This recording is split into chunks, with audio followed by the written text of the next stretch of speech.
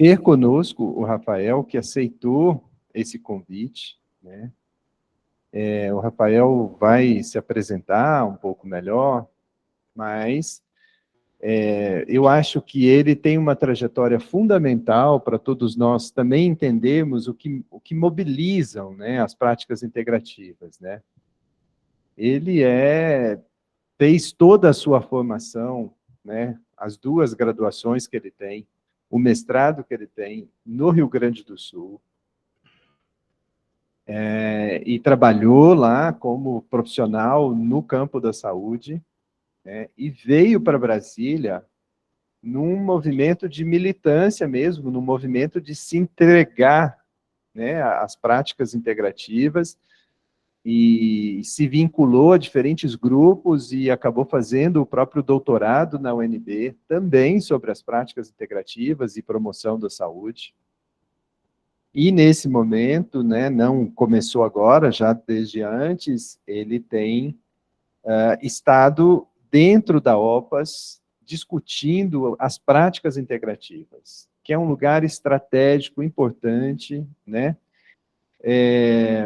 No Ministério da Saúde, a gente ganha espaço, pede espaço, ganha espaço, pede espaço. É sempre as relações, a Política Nacional de Práticas Integrativas ainda é um movimento muito instável, não está estabelecido, não está dado, embora exista, né? E o Rafael é uma pessoa fundamental nesse movimento, de fincar a âncora e dar solidez para esse movimento em Brasília, que não é um lugar fácil de viver. Brasília é uma máquina de moer carne, é um lugar, é a corte, as relações de poder são dificílimas em Brasília, a convivialidade em Brasília não é fácil, e ele tem resistido a esse lugar, tem se mantido coerente com essa luta, né? Então, para mim, é uma grande honra, Rafael, receber você aqui para abrir os trabalhos do laboratório.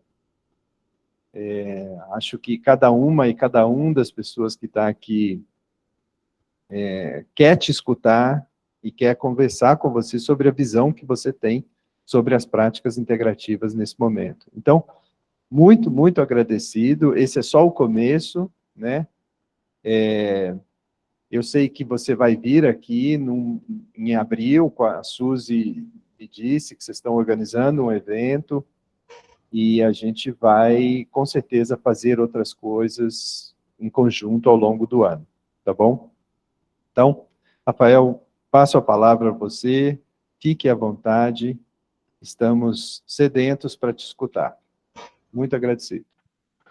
Bom, acho que, então, primeiramente, eu que agradeço, né, Nelson? Acho que eu agradeço muito, Nelson, porque eu acho que eu não estaria aqui hoje se não fosse pela atuação dele como professor. Eu lá atrás, como aluno, como pesquisador, como inquieto, fui recebido pelo GT de Racionalidades Médicas e fui acolhido no debate e com uma honestidade, com uma generosidade de um grupo que se abaixa para crescer junto e fomentar o movimento. Então, Nelson foi muito importante é muito importante nesse movimento, sempre por apoiar, mas também de fazer críticas necessárias, onde muitas vezes a própria esfera do conhecimento se cala perante algumas críticas necessárias. E Nelson sempre teve a coragem de seguir nesse caminho ético, né, e político, né,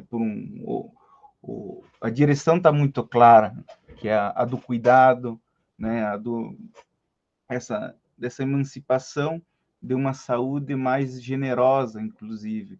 Então, eu agradeço, Nelson, e que acho que é justamente esses movimentos a partir de outsiders, né, dessa construção importante. Acho que eu venho de uma graduação em biologia, minha primeira, onde fui para a área da saúde, pesquisar muito modelo clínico, muita coisa de bancada, uma estrutura high-tech, né? Eu acho que é importante falar para vocês da onde eu vim, né? Para também colar a fala de uma pessoa que está representando uma instituição, mas também que isso não está descolado de um caminhar, e de quanto isso reflete nesses passos e nessa trilha construída. E a partir dessa minha formação na biologia, com pesquisa desde cedo, com iniciação científica, na parte hospitalar, eu fiz meu mestrado em cardiologia, trabalhando uma célula-tronco, todas as vedetes da medicina moderna, de uma promessa de cura, vislumbrando de um lado o mapeamento do genoma humano, também com a promessa de todas as curas ali, né? Sempre ficando nesse âmbito da nossa medicina moderna, entre aspas, desse modelo de cura que a gente sabe que é inatingível, e ela é muito pontual e muito mercadológico, onde a minha transformação enquanto profissional da saúde se deu no acompanhamento, na realização de transplantes com a equipe, onde os estudos mostraram que a intervenção foi fabulosa, foi publicada nas melhores revistas, com impacto para a biomedicina invejável, de 10 pacientes, né, um N amostral considerável para a estrutura de transplante, onde que eu queria depois, no meu doutorado, estudar um pouco mais sobre isso, sobre a qualidade desses procedimentos e como esses usuários estavam vivendo após esse procedimento de alto custo, né, que é o transplante, e colocado numa intervenção de um produto das células-tronco, que era para uma suposta promessa de regeneração do tecido miocárdico. E nisso, depois desses, eu tinha um contato muito próximo com esses 10 usuários que foram transplantados, e depois eu fui voltar para fazer um pré-campo, para ver se rolava mesmo essa pesquisa, e eu vi que desses 10 transplantados, 5 haviam falecidos, um por causa de um problema de saúde grave e 4 por suicídio. Então, a gente estava falando de um procedimento na época que com tudo, na época, girava em torno de 500 mil reais. 500 mil reais. E quem faz transplante é o Sistema Único de Saúde, não é o privado, gente. Essas coisas caras não habitam a esfera do privado, né? Sempre o nosso bem público causando isso. Então, ali, eu estava com e aí eu fui tentar fazer a minha pesquisa e tal, ela não foi aceita, ela não era válida para dentro de um hospital, questionar artigos publicados em grandes revistas, eu não poderia desconstruir isso, né? Eu não estou autorizado. Então, a gente fala de um lugar de ciência que acho que, estando dentro da universidade e tendo o professor que vocês têm aí, eu acho que é importante a gente discutir, questionar e, sobretudo, não criar dogmas, né? E a partir dali eu estava com a caneta na mão para assinar o doutorado e eu fugi que nem o diabo da cruz. Nisso eu já estava fazendo a graduação de saúde coletiva, né? Como me tornei sanitarista, mas imediatamente, junto com essa graduação, teve um grupo muito generoso, o qual eu caí no colo da querida Madel Terezinha Luz, que ela tem essa escola de revolucionários ali, e pude discutir com ela essas percepções, né? Então, foi muito importante, ali eu fui me qualificando principalmente essa formação sociopolítica, né, das ciências sociais e humanas, e com uma inserção trabalhando, organizando serviços em Porto Alegre. Depois eu fui convidado para participar da Secretaria Estadual de Saúde como sanitarista e trabalhei com atenção primária, com gestão de tecnologia de informação e sempre pesquisando as PICs, sempre tendo essa inserção com a Amadel, discutindo esses projetos.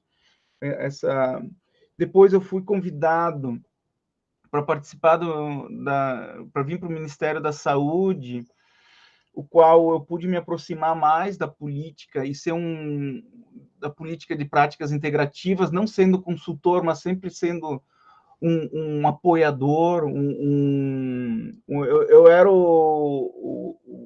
eu era da equipe externa, como a gente conversava com o coordenador na época, o Daniel Amado, porque a gente sempre puxava as políticas de fora para dentro das PICs, para tentar dar visibilidade, mostrar esse debate numa esfera muito dura, que é o Ministério da Saúde. Então, acho que ali eu pude me estruturar, entender mais como funciona essa máquina para conseguir tentar extrair dali uma diretriz mais forte para as políticas de saúde. Então, nessa parceria com as PICs, a gente pôde identificar algumas coisas super importantes da caminhada, como as resistências do modelo biomédico, qual depois isso virou principalmente a minha tese de doutorado, que eu demorei para fazer depois, eu fiquei meio traumatizado com aquela experiência anterior, da ausência de cuidado, de um serviço de assistência, onde existe uma ausência de cuidado para buscar essa discussão. E nela eu fui dentro principalmente da Secretaria de Ciência e Tecnologia, entender o que são essas tecnologias leves, essas tecnologias do cuidado, para tentar traçar um racional e desenhar as pedras que estão no meio do caminho, para que a gente consiga, de fato, colocar isso como um modo potente de produção do cuidado, né? Então, um pouquinho essa minha trajetória. Agora eu estou como professor convidado na UNB, começando esse ano, bastante entusiasmado. Estou orientando já duas alunas na parte da promoção da saúde e na parte da vigilância em saúde. Como sanitarista, eu sou meio que camaleão. O que gruda em mim, a gente estuda e tenta botar para frente. Mas a estrutura minha, principalmente de pesquisa, é promoção da saúde e PICs, né? Então, tem essa pegada, e desde 2019 eu entrei na OPAS para tratar das doenças crônicas não transmissíveis, mas pela generosidade, eu tenho uma sorte gigante, assim, eu acho, porque a doutora Socorro Gross, que é a representante da OPAS no Brasil, é uma pessoa que iniciou o movimento lá na Nicarágua, da rede MTCI, nas medicinas tradicionais complementares integrativas na América, e aqui no Brasil ela não identificava ninguém, identificava o pessoal do Ministério da Saúde, identificou que eu pesquisava isso e me deu de presente as práticas. Falou, Rafa, você cuida dessa pauta? Eu falei, cuido. Aí ela falou, eu adoro esse povo que pega mais trabalho, fica feliz e não tem nem aumento de salário. Mas eu acho que esse é mais ou menos um resumo das PICs hoje, né? Não que ele necessariamente tenha que ser assim, mas nós fomos construindo uma pauta super positiva e hoje a gente tem um posto exclusivo dessas medicinas tradicionais, o que eu participei nessa construção dessa agenda, e agora estamos também galgando um espaço de reconhecimento das nossas medicinas na América. Eu acho que principalmente no desafio internacional, é nos colocar à frente das nossas medicinas tradicionais americanas e todo esse processo que a gente tem tão singular e tão potente que é eclipsado pelo velho mundo, né? Então, acho que a gente tem uma estrutura bem desafiadora, mas não convidativa, assim, mas não pouco convidativa. Acho que ela convida todos a estruturar. Aí deixa eu só falar do Nelson, do equívoco que ele fala de ser posto ser mais importante das PICs, mas o posto mais importante é o pessoal na ponta, né? Eu tenho a oportunidade de conhecer alguns locais de produção do cuidado hoje a política nacional, por exemplo, não tem financiamento para dentro do SUS, né? Eu acho que esse é o local mais importante, porque o pessoal faz ali o impossível para cuidar, dado a nossa reflexão desse modelo biomédico falido, né, da incapacidade e do engessamento dogmático financeiro que ele sofreu, esse nosso modelo de saúde, e que as PICs vêm como uma pedra numa vidraça, assim, para tentar quebrar esse vidro, para arejar de novo esse movimento da saúde, né, em busca do cuidado. Então, eu acho que é desse ponto que eu acho que eu quero destacar para vocês, que é o ponto mais importante. Mais importante. Se a gente não responder daqui de cima, desse alto de um castelo, que é de cartas, né, ele é super frágil, a realidade do serviço ali embaixo, ele não serve de nada. Então, eu vou apresentar para vocês uma estrutura um pouco mais institucional. Eu sou um dos poucos consultores, eu sou o único consultor aqui nas Américas que estou cuidando, estruturando da pauta, então eu tenho uma determinada liberdade para construir isso, mas uma liberdade com autonomia, mas com uma responsabilidade imensa de agregar, de não excluir, de escutar o diferente, mas também, principalmente, não cair nas arapucas, né? Nós temos algumas coisas de produção que eu quero discutir com vocês, que eu acho super interessante. Eu vejo essa parte dessa discussão do profissional, que foi mencionada aqui dentro, super importante.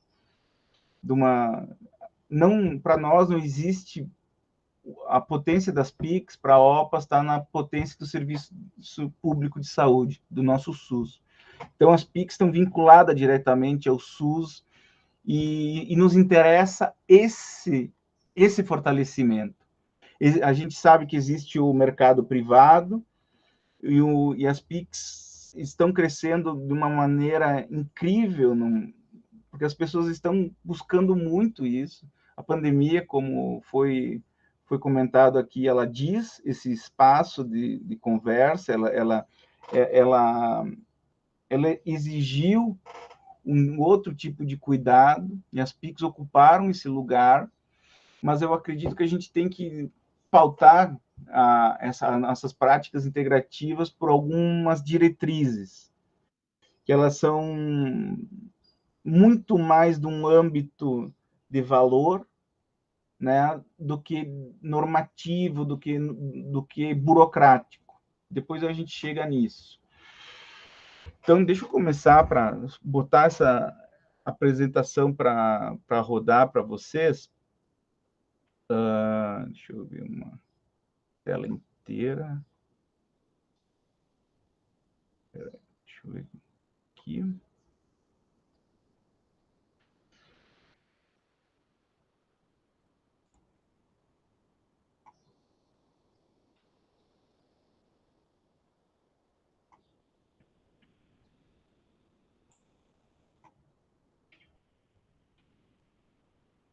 Ok, estão me vendo? Estão vendo a apresentação? Sim. Beleza. Bom, na OPAS eu estou dentro da estrutura de serviços e sistemas de saúde, que ela tem uma missão de articular essas iniciativas desde a atenção primária, dos modos de cuidado, dessas tecnologias dentro da saúde, e vincular muito mais com uma pauta de implementação, né? Eu acho que o local delas foi muito assertivo quando a gente mudou de área. Antes nós estávamos dentro da área de doenças crônicas não transmissíveis, que era uma área mais hermética e que a gente tinha pouca mobilidade, né? Então, essa parte, que parte também da possibilidade de a gente discutir a evidência do cuidado a partir da perspectiva de implementação e do território. Isso é muito importante quando a gente fala das PICs, porque hoje nós temos uma produção científica que ela, apesar de estar crescendo muito, a metodologia dela é muito conservadora. E não necessariamente ela vai responder a esse padrão de cura positivista que a gente vê, que é o modelo biomédico. Então, a nossa eficácia, ela vem de outra lente, não significa que seja de outra ciência, né? Então, só para, como a nossa querida Madel Terezinha Luz fala, porque que conceito importa muito, né? Eu vou falar um pouquinho do que nós temos hoje, o que a Organização Pan-Americana de Saúde, junto com a Organização Mundial da Saúde, entende as medicinas tradicionais complementares integrativas, né? Elas são um amplo conjunto de práticas de atenção à saúde, baseado em teorias e experiências de diferentes culturas, utilizadas para a promoção da saúde, prevenção e recuperação.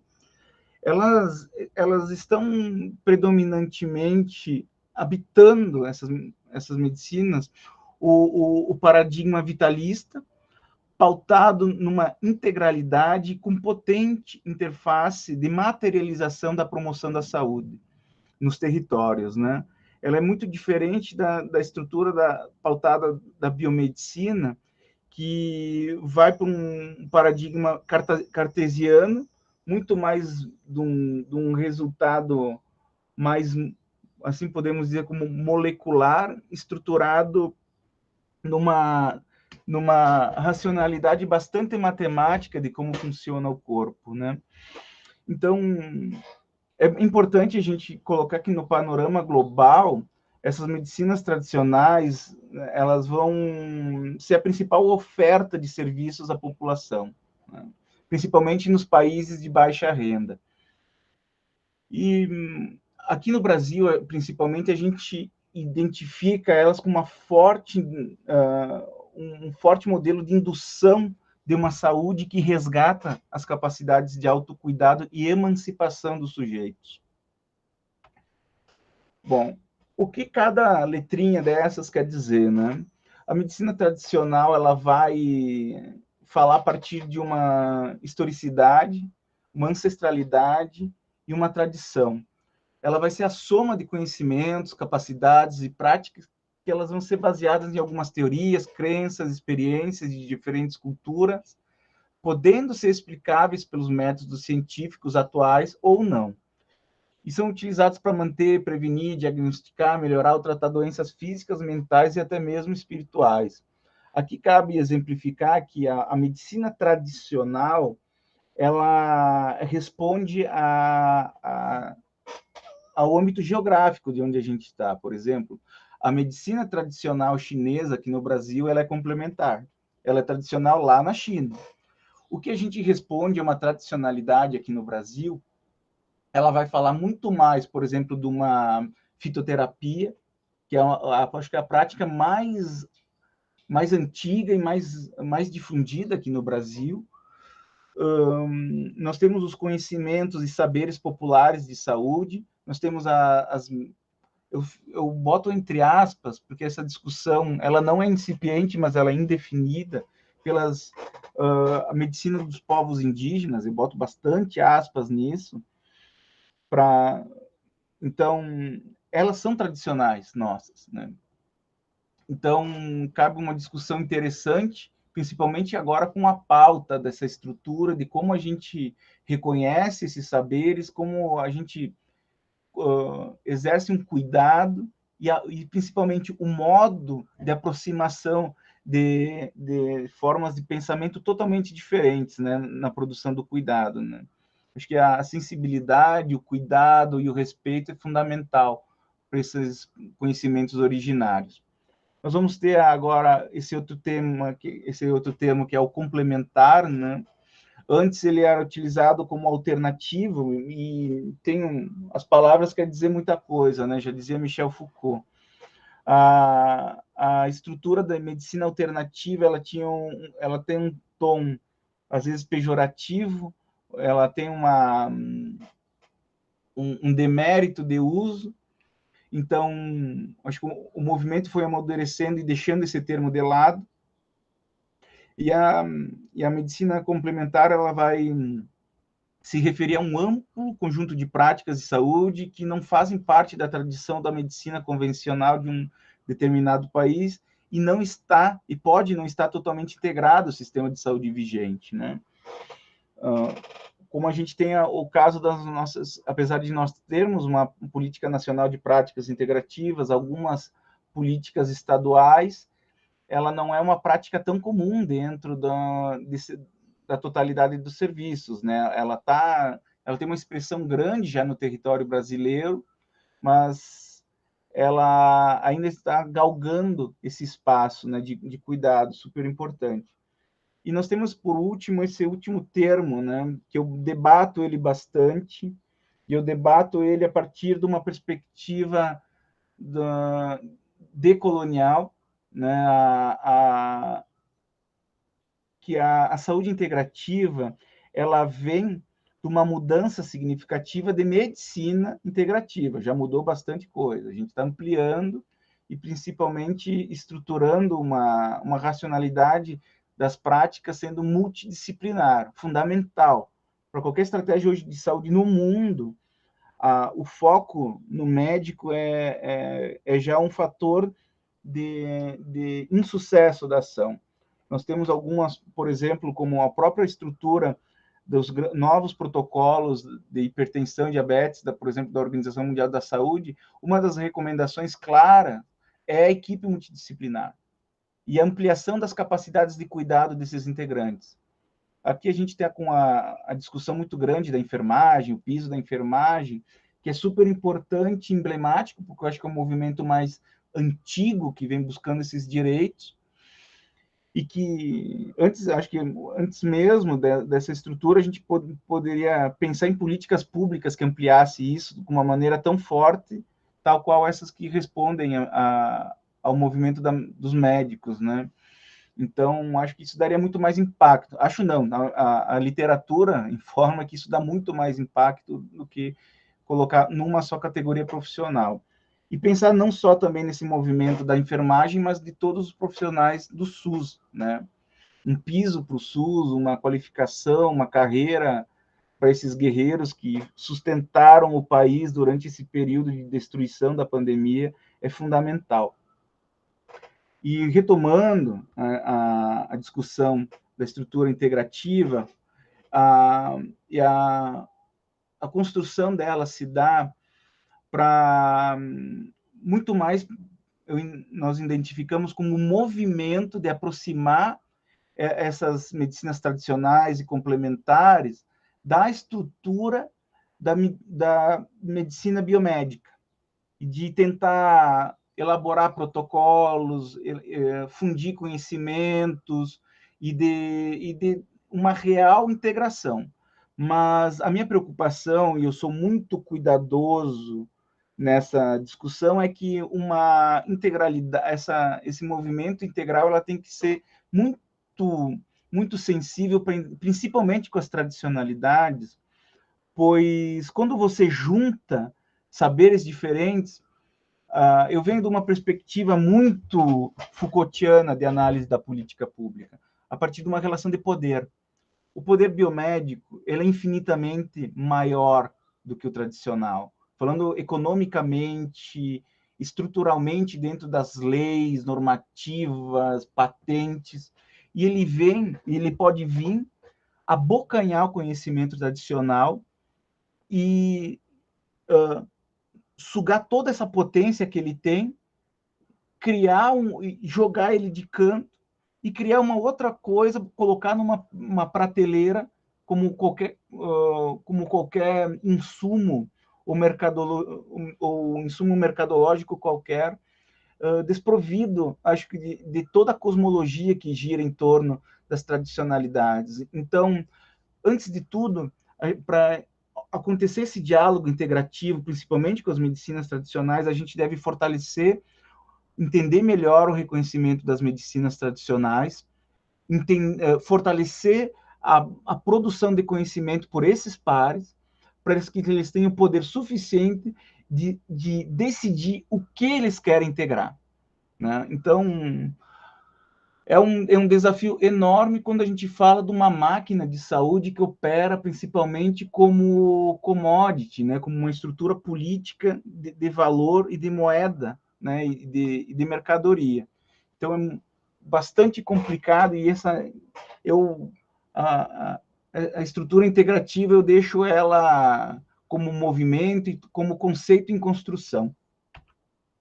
Bom, vamos falar um pouquinho dessa historicidade das medicinas tradicionais. Eu acho que é importante para dar um rumo do que a gente tem e para onde vai também. Nós temos uma das primeiras estruturações que, lá no Cazaquistão, em 1978, em Alma-Ata, a partir de uma declaração que saúde de saúde para todos, e de como a gente vai alcançar ali no futuro, acho que era para o ano 2000, eles falavam, uma saúde de qualidade para todo mundo. É a primeira vez que surge uma pauta no movimento internacional forte de reconhecimento das medicinas locais, das medicinas tradicionais. Isso é citado, e começam a partir dali, né? Não que começa, mas vem um engajamento principalmente estrutural e institucional dessa pauta. Nós vamos para 83, nós vamos ter um conselho de pesquisa dentro do Reino Unido, já pesquisando essas benesses desses tipos de medicina, com vistas à integração no sistema público de saúde inglês, né? Já em 1985, a China, por sua potência nessa área de produção e de histórica da medicina tradicional chinesa, junto com a OMS, eles produzem esse material que ele é inédito, de falar o papel desse tipo de medicina tradicional na atenção primária, já definindo claramente um local estratégico de atuação dessa medicina. Nós vamos ter, em 1999, no NHE, já uma estrutura do Centro Nacional de Saúde Complementar Integrativa, onde vai passar a fazer estudos e que vai influenciar, inclusive, uma das instituições que mais aporta recurso para as medicinas tradicionais complementares integrativas, que é o Serviço de Veteranos de Guerra norte-americano, né?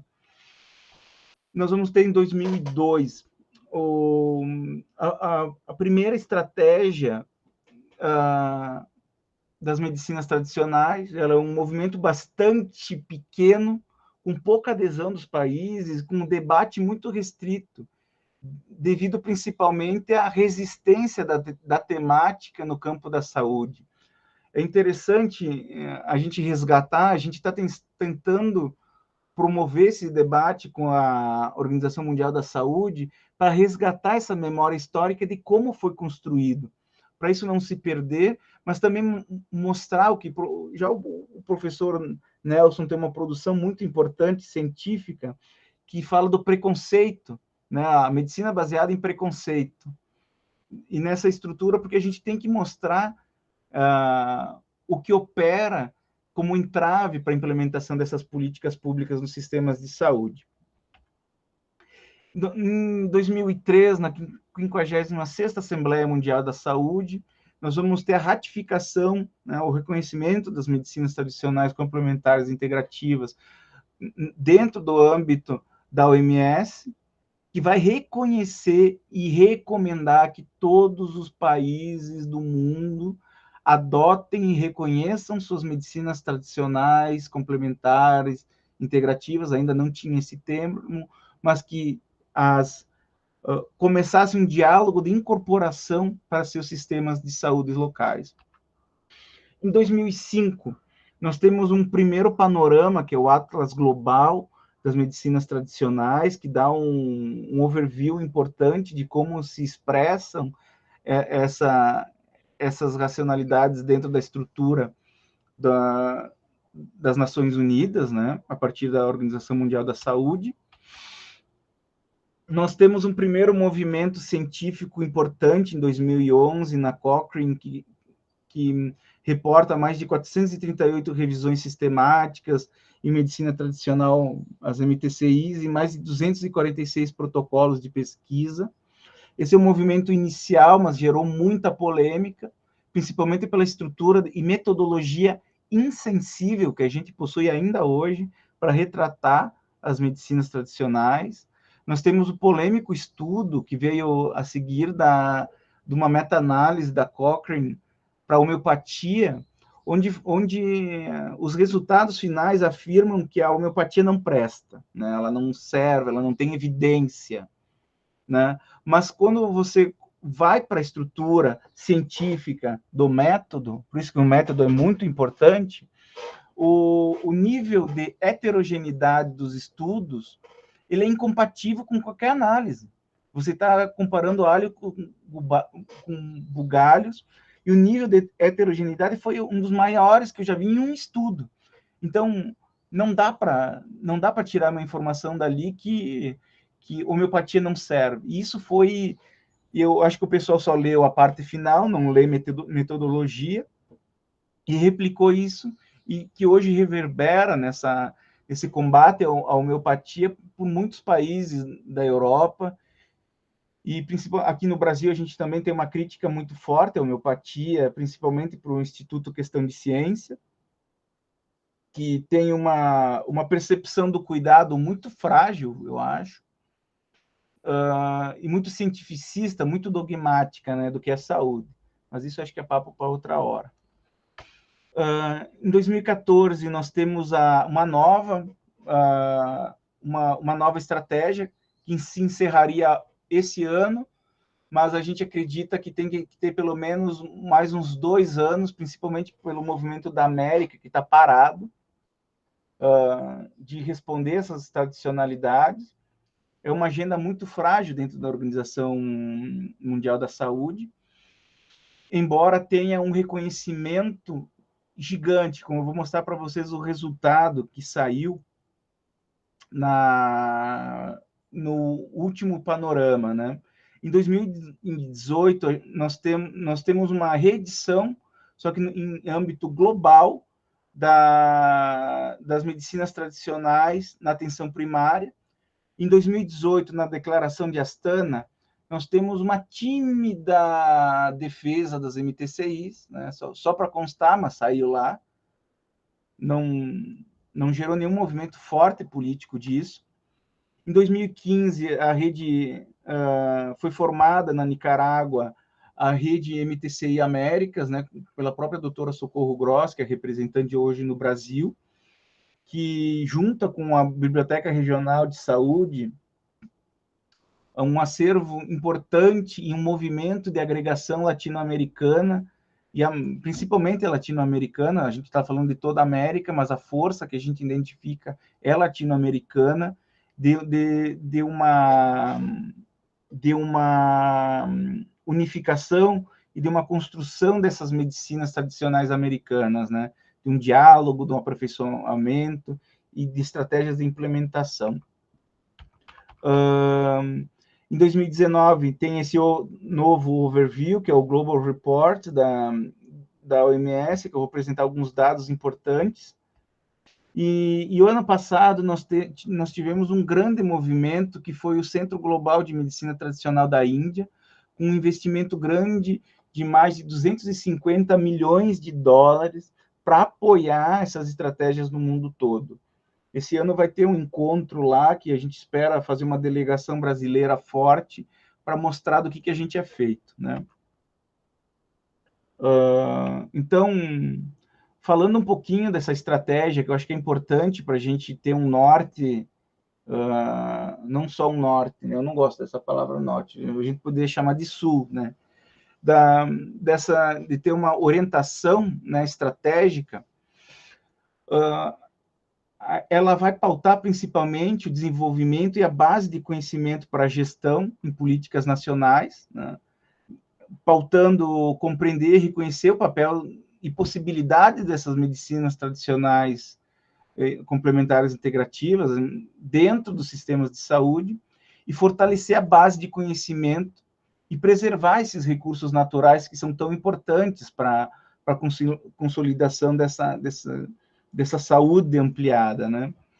Nós temos uma outra diretriz que reforça a qualidade, a segurança e o uso adequado, né, dessas estratégias. A gente vai falar muito mais de alguma coisa aqui de vigilância, de regulamentação de produtos, monitoramento e implementação, vai falar de uma qualidade que é super importante quando a gente fala da segurança, né?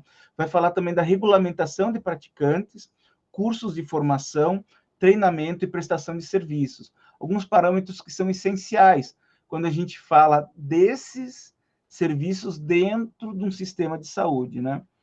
E um diálogo amplo com a cobertura universal. Aqui no Brasil, a gente fala em acesso universal, que ela é muito mais ousado e muito mais resolutivo, né? Para potencializar a contribuição das MTCI para melhorar o serviço de saúde e seus resultados, e também facilitar e mediar decisões informadas sobre autocuidado. Nós temos agendas sinérgicas importantes, como os Objetivos de Desenvolvimento Sustentável, onde é importante falar que as MTCI elas participam não só da saúde, mas elas vão para uma estrutura de igualdade de gênero, quando discute a estrutura da mulher cuidadora, da erradicação da pobreza, de um crescimento, emprego digno e crescimento econômico, quando a gente fala, por exemplo, da matriz da fitoterapia, da biosociodiversidade que o país tem, ou, por exemplo, a estrutura que nós temos hoje, uma conversa com o movimento da terra, de produção de plantas medicinais, com padronização para consumo, para fornecimento para as farmácias vivas, para geração de renda, para geração de saúde. Então, a gente está, e a partir de um cultivo com uma sustentabilidade importante, porque para essas plantas tem que ser orgânico, então, tecnologias que dialoguem com essa estrutura. Acho que essas agendas sinérgicas é muito importante e como uma agenda transversal. Então, falando um pouco mais do panorama das medicinas tradicionais complementares integrativas, nós tivemos esses dados, eles são muito importantes porque é um dos censos com maior adesão que o mundo já teve, por exemplo. Dos 193 países que fazem parte da comunidade, 179 participaram desses questionários, dessa coleta de dados. E nós temos que 98 países, esse dado é de 2019, a gente precisa atualizar ele, depois eu vou apresentar alguns dados das Américas que a gente fez com o ObservaPix, a Fiocruz, já apresentando uma atualização. No panorama global, são 98 países que possuem políticas, né, que retratam isso nos seus sistemas de saúde. Nós temos esse movimento não só como políticas, mas elementos de regulamentação nacional. Ele vem, francamente, ele tem um crescimento acelerado nesses últimos anos. Nós temos um crescimento também de institutos nacionais de pesquisa para designar essas práticas. Nós temos um crescimento do número de publicações científicas, que, embora a gente veja esse gráfico que parece meio logaritmo, comparado com a publicação mainstream biomédica, a gente está muito pouco atrás. E, principalmente, a gente carece de metodologias novas, de um penso, porque isso é muito caro, é tempo para você fazer uma metodologia, estudar para fazer essa metodologia, colocar ela em prática e ter resultados, é muito custoso, não só de recurso, mas de tempo. E hoje a nosso sistema científico é muito produtivista, onde essa qualidade e essa densidade não é muito respeitada, né? Então, temos um panorama global que 88% desses países declaram que fazem uso das MTCI, incluindo essas medicinas indígenas, né, os povos originários. Então, o que a gente tem daqui? Isso aqui não é uma brincadeira, gente. Isso é uma cultura mundial. Isso é uma cultura de cuidado, isso está presente.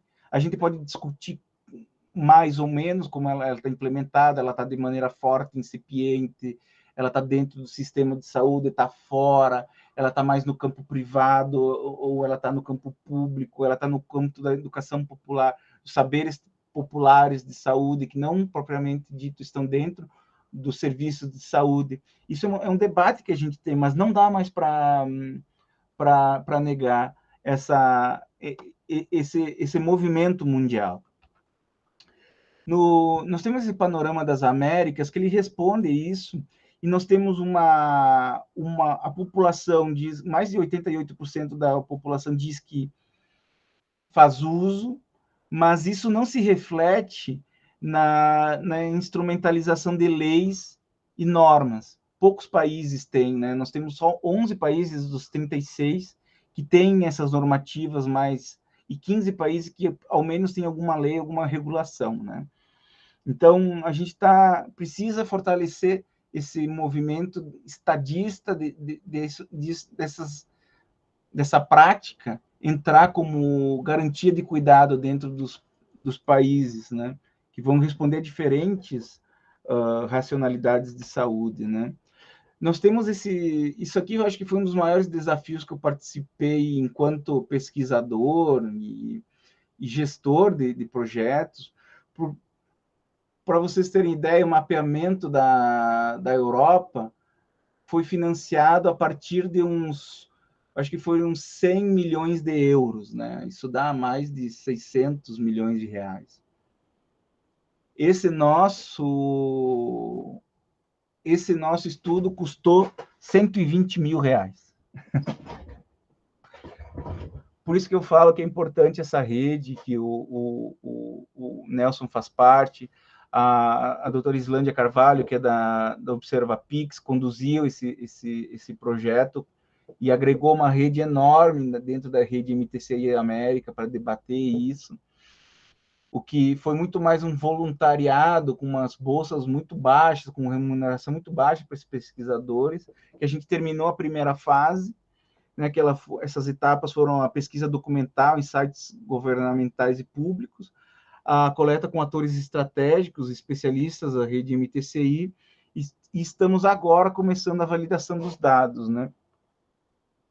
Então, nós vamos ter uma estrutura que diz não só o dado bruto, por exemplo, de que 13 países têm as medicinas complementares integrativas e 2 países têm só medicina tradicional, essas regulamentações, mas diz um panorama de contato, de como isso está estruturado dentro dos ministérios da saúde, que é muito importante para quando a gente declara e desenha uma estratégia no nível americano. Uma das encomendas poucas assim que eu recebi da doutora Socorro Gross é principalmente criar o primeiro plano regional das Américas, das medicinas tradicionais complementares integrativas.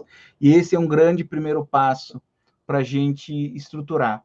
E a metodologia que a gente colocou nele é uma metodologia participativa. A gente vai lançar o site, onde todos os países vão poder baixar o documento, fazer edição e mandar para a nossa curadoria. Então, se alguma informação deixou ou está incorreta, o país pode contribuir. Então, é um censo não estático, muito importante, né, para dar uma agilidade. Isso não... Esse aí foi barato, né? Mas eu não sei se eu tivesse em outra área, por exemplo, fazer um censo de câncer, com 120 mil reais eu não conseguiria. A gente tem uma rede muito importante e muito comprometida com essa mudança do modelo de cuidado que trabalha com as MTC. Esse, para mim, é um diagnóstico muito bonito que eu tenho dessa rede de trabalho. Bom, o que a gente tem também no Panorama das Américas é que a gente tem uma pá, né, de conceitos.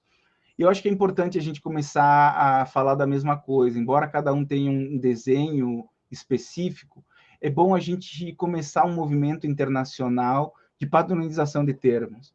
A Bireme faz isso muito bem com os descritores, né? Mas eu acho que a gente tem que fazer um movimento político disso, para falar da mesma coisa. Bom, quando a gente cai aqui no Brasil, quando a gente fala de medicinas tradicionais, complementares, integrativas, e não barra, a gente sempre chama as PICs, porque a PICs é a política mais representativa. Mas a gente está falando de mais de 8 políticas nacionais. Vou citar algumas. A própria política, a PNPIC, né? A Política Nacional de Plantas Medicinais e Fitoterápicos, que é muito importante e é a única que tem financiamento federal. A Política Nacional de Atenção aos Povos Indígenas, a Política Nacional de Saúde Integral das Populações do Campo e da Floresta, a Política Nacional de Educação Popular em Saúde, a Política Nacional de Promoção da Saúde e a Política Nacional de Saúde Integral da População Negra, né? Então, é uma complexidade tão grande a gente operar isso, que eu acho que a definição estratégica que Nelson participou da criação da Política Nacional, das PICs, foi restringir a complementaridade, as práticas complementares integrativas para estruturar dentro do serviço de saúde.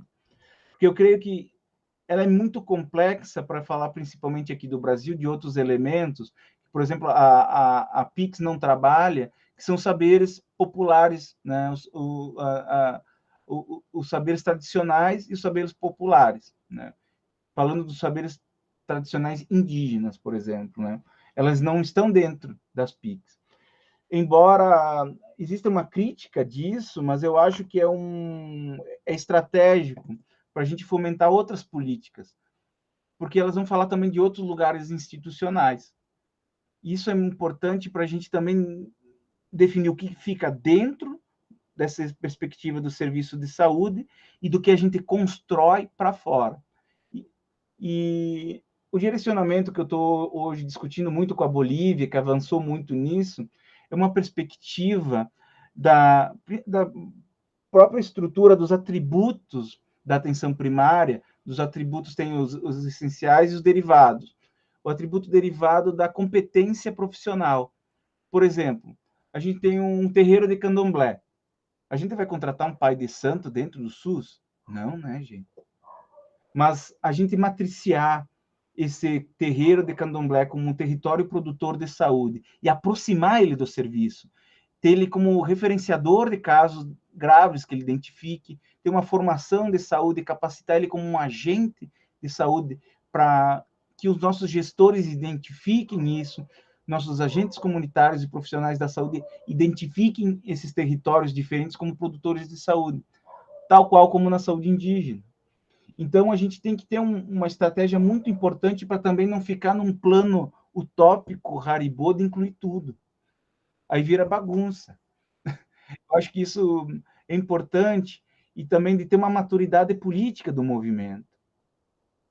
Nós tivemos agora o debate, agora que a gente está mergulhado e exaustos nessa reconfiguração do Ministério da Saúde, os movimentos que eu posso falar para vocês, os movimentos que não se agregaram, que não incluíram, inclusive, as pautas com divergências, assim, mas que ganharam força por se unir. Esses movimentos que ficaram isolados, eles não estão prosperando dentro dessa nova máquina do governo. Então, por exemplo, teve algum desse nosso espectro da MTCI, alguns movimentos foram sozinhos e foram taxados como ingênuos, pois por exemplo, dentro de uma estrutura do Ministério da Saúde, eles exigiram uma estrutura do tamanho de uma secretaria, né, para as PICs. o que é muito grande, e dentro do desmonte que a gente se encontra dentro do Ministério da Saúde, isso é impossível.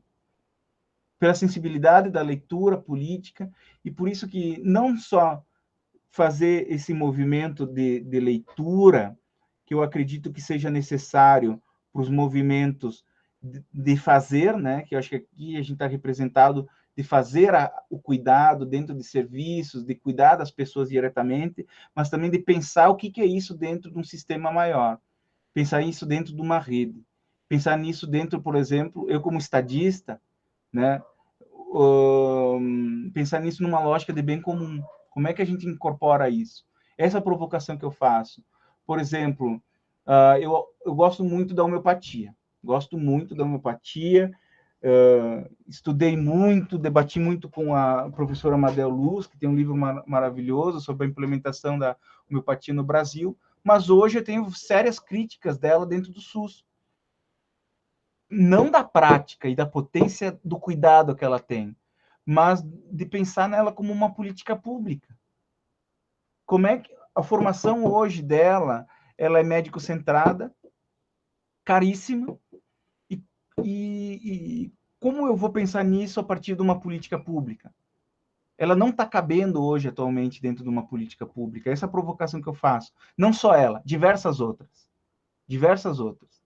O Nelson também tem uma crítica importante da ampliação, a crítica das 29 práticas.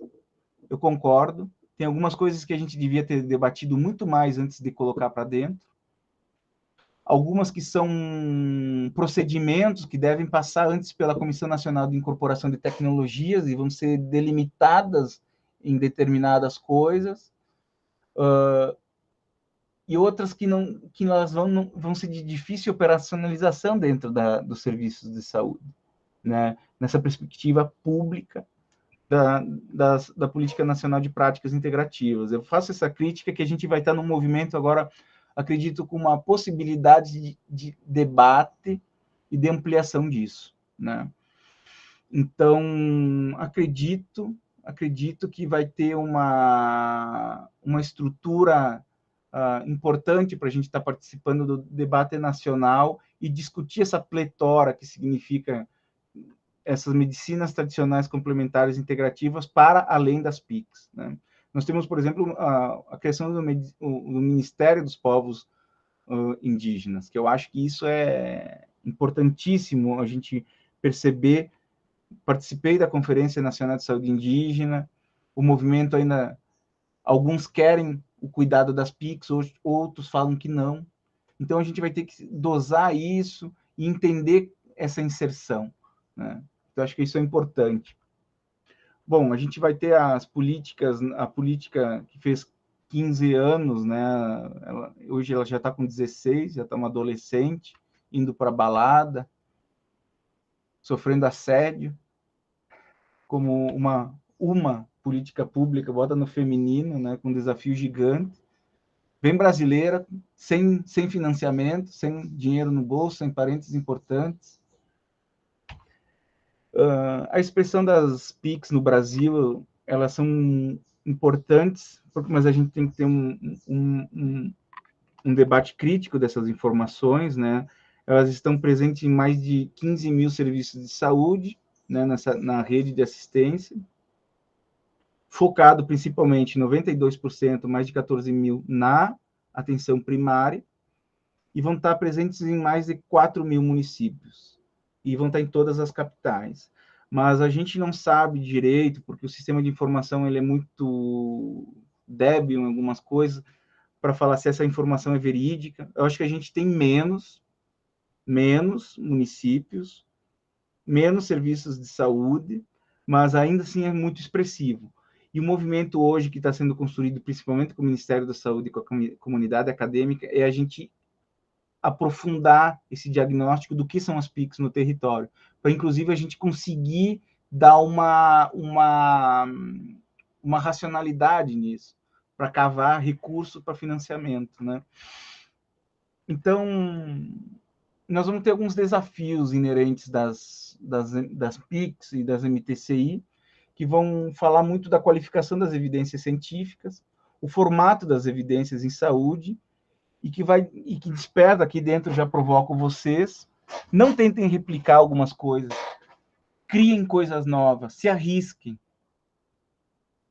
deitem o cabelo para construir metodologia nova. A gente está precisando disso. Eu estou saindo agora de uma série de discussões dentro do Ministério da Saúde, onde, por exemplo, os mapas de evidência, alguns que foram gerados, eles mais geram uma crítica para o gestor inteligente que está ali e leu todo com afinco, mais afio o machado da crítica biomédica do que promove uma qualificação de informações no campo das MT6. Então, hoje eu estou bastante... Os mapas, a metodologia tem que ser repensada.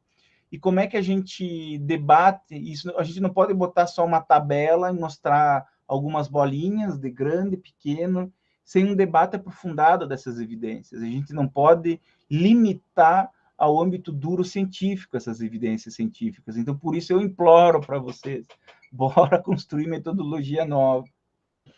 Bom, isso a gente tem uma disputa do modelo de cuidado, né? Está dado. Não significa que a gente vai acabar com o modelo biomédico, porque ele é um cachorro grande e a gente é um pincher ainda. Mas como é que a gente disputa pela necessidade mesmo de mudança e de resposta à condição de saúde que o modelo biomédico já não está conseguindo dar? Mas também a gente, por exemplo, a gente não vai disputar, por exemplo, algumas práticas dentro de um cenário de uma emergência, de um politraumatismo. Pode também. A gente não está falando que isso não funciona, isso funciona muito bem, mas a gente tem que racionalizar no que serve, potencializar agora, principalmente, onde a gente pode mais ter um resultado estruturante. Por isso que eu acho bacana, né, o comentário que vocês estão começando a trabalhar nos cuidados paliativos dentro dos hospitais, e também pode ser no Melhor em Casa, nessas estruturas, porque é essencial.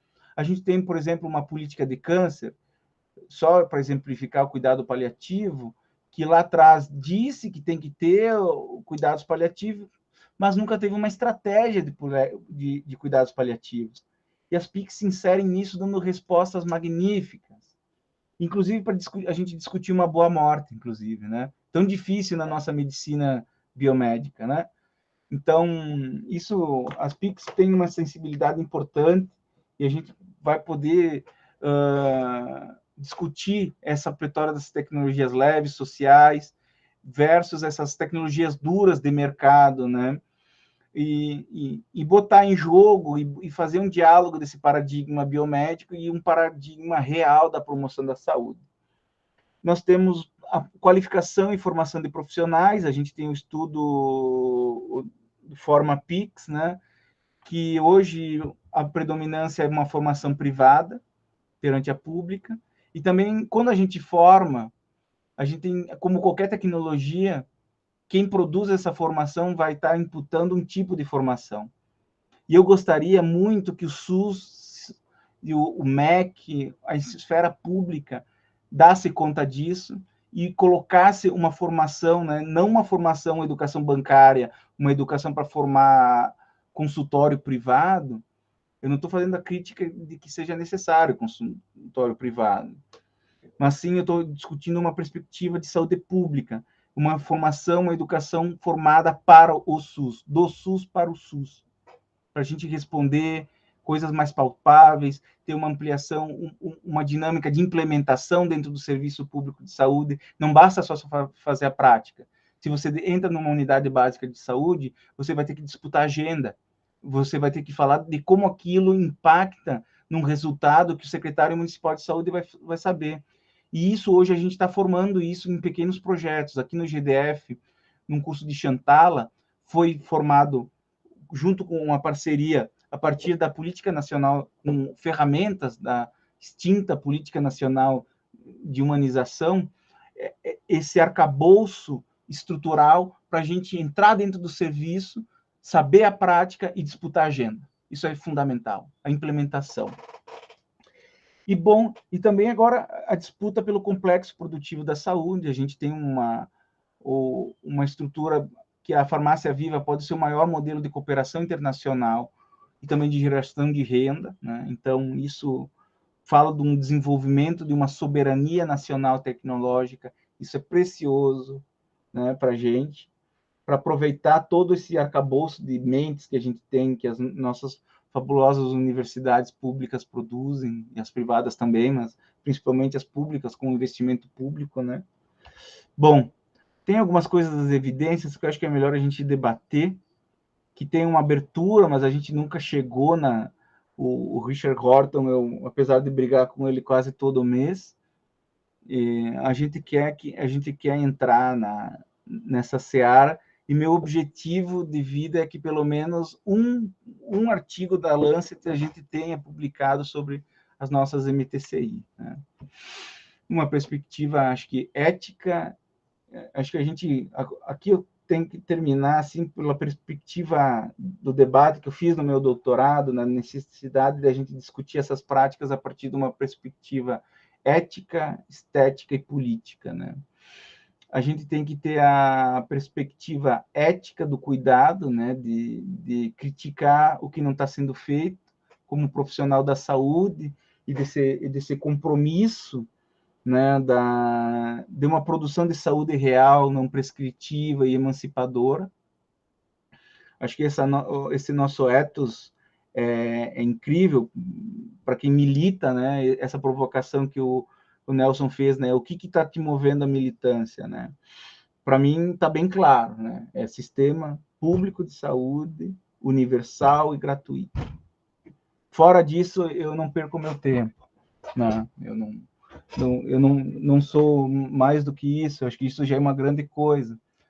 A perspectiva estética, que ela vem de uma discussão mais aristotélica, né? Mas é de como fazer, né? De como a gente compõe, de estratégias, de como a gente, profissional da saúde, ou profissional do cuidado, exerce isso, a maneira com o compromisso de não ser também ludibriado. Nós tivemos na Covid, por exemplo, a gente teve um fortalecimento das PICs, mas por um lado a gente teve um bando de charlatão fazendo e vendendo isso. Como é que a gente se protege disso? E como é que a gente cria uma ética da prática, né? Que eu chamo que essa é a estética, né? Como é que a gente consegue se proteger e produzir esse ideal, esse objetivo, essa formação ali na frente. Bom, e política, né? Se a gente tem uma das políticas mais bonitas, umas políticas públicas de saúde, e operando dentro dela, para quem opera dentro dela, então, como é que a gente faz uma discussão do público, do sustentável, dessa lógica que possa, de fato, promover uma integralidade e não somente ser englobada como uma racionalidade médica e substituir um ponto da acupuntura por uma aspirina, entende? Então, a gente não cair na armadilha do modelo de prevenção biomédico, onde a gente vai acabar por colocar as PICs na prateleira, né? E ser mais um consumo para quem pode pagar. Então, a gente está com uma série de... Acho que isso aqui a gente pode discutir uma outra hora, dos modelos de integração, do modelo ideal que a gente quer integrador, onde o serviço de saúde não diferencie mais o que é a perspectiva biomédica e a perspectiva integrativa, né? O próprio usuário não tenha dentro do mesmo serviço essas diferentes ofertas, né? Como uma caixa de cuidado, uma ferramenta de cuidados ampliada dentro do serviço, né? Bom, a gente tem uma série de parceiros, o qual não seria possível criar esse posto e direcionar isso, né? Então, acho que eu me estendi um pouquinho a mais da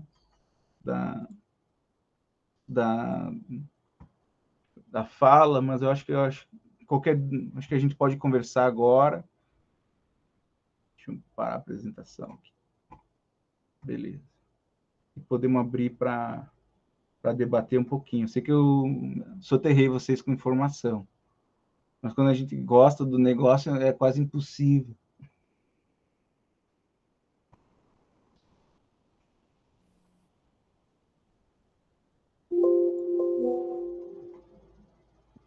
Ô, querido,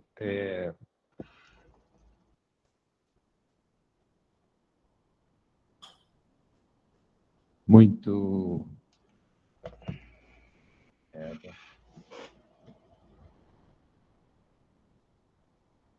É que eu tô tendo problema aqui no microfone. Rafael, muito agradecido, querido. Eu queria propor 5 minutos de intervalo, só para a gente levantar um pouquinho, tomar uma água, mas são 5 minutos mesmo, porque a gente tem planejado até às 11 horas, tá certo? Para aí a gente voltar e fazer o debate com o Rafael. Tá bem? Ó, são 10h20, 10h25 a gente volta. Pode ser, Rafael? Ótimo. Então tá, vamos lá.